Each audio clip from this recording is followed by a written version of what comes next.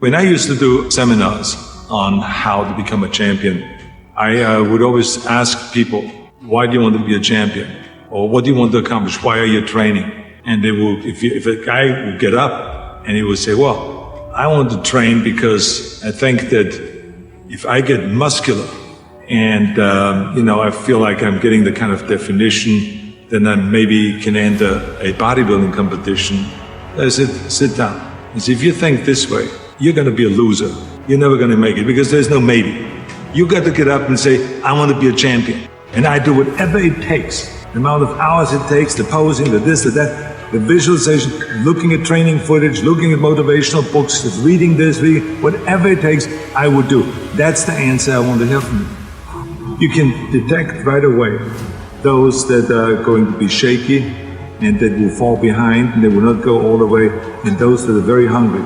And that hunger you have to develop because you have to create a goal for yourself, whatever that may be, a short-term goal and a long-term goal. And you got to go after that. And if you do not see it, and if you do not believe it, who else will? Experiencing pain in your muscles and aching and just think go on and go on and go on. And this last 2 or 3 or 4 repetitions, that's what makes actually the muscle then grow. And that divides then one from a champion and one from not being a champion. If you can go through this pain barrier, you make it to be a champion. If you can't go through, forget it. And that's what most people lack, is on this having the guts to go in and just say, I go through and I don't care what happens. It aches, and if I fall down, I have no fear of fainting in a gym because I know it could happen. I threw up many times while I was working out, but it doesn't matter because it's all worth it.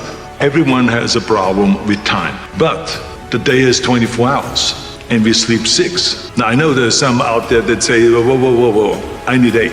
Well, I say just sleep a little faster.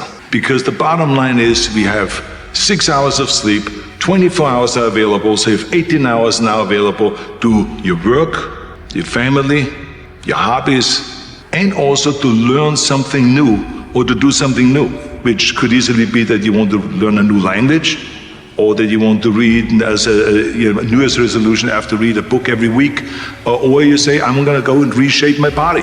So you're going to go and take this hour out of your schedule and say, I'm going to train an hour every day.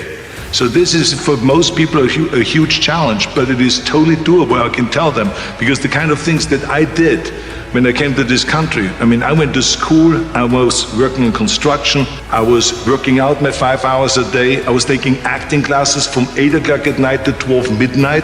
I was doing all of those things. I wanted to make sure that out of the 24 hours of the day, that I don't waste one single hour. Those hours were too precious. And so there I just want to tell people, don't give me this thing, I have a difficult time with the time and I don't have time for this and I don't have that. You have time, you make the time. I had this need of coming to America. When I started learning about America at the age of 10, and we got geography lessons and learned about America and about and so the first photographs I remember in those photos in the textbook, but also in Super 8mm film footage that they showed in the classroom, about the Golden Gate Bridge and the Empire State Building and the 6-lane highways and all this. I said, what am I doing here in Austria with these little roads? I want to go over there and I want to be part of the big deal. And so I had always this desire that felt like that the only way I ever would get to America, because in those days it wasn't common that you buy yourself a ticket, that no one could afford that. So I had to kind of accomplish something big that takes me to America. And then when I read about this guy, Reg Park, who won Mr. Universe 3 times and then became a star in Hercules movies, and then was in Italy filming and then in Hollywood filming, I felt that could be the ticket. I should become Mr. Universe, I should become kind of a second Reg Park.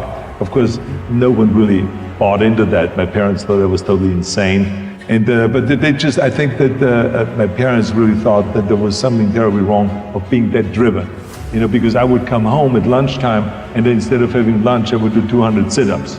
And then at night I would go to the stadium and I would be lifting weights. I would come home at 10 o'clock at night and I would be continually lifting weights. So it was like one of this insanity in the military. I would continue lifting weights no matter how the training was and how tough the basic training was. I would always then lift weights afterwards.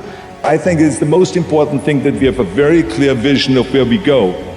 a goal, where do we go? Because you can have the best ship in the world. You can have the best cruise liner, but if the captain does not know where to go, that ship will drift around the world and out there at sea and will never end up anywhere. And this is exactly the way it is in real life. If you don't have a goal, if you don't have a vision, you just drift around and you're not going to be happy.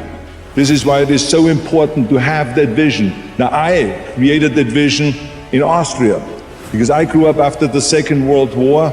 Austria, right along with Germany, lost the Second World War. And the problem was that everyone was so depressed because they lost the war that there was alcoholism everywhere. There was, of course, depression. There was a terrible economic situation. There was famine. There was starvation and all of those things.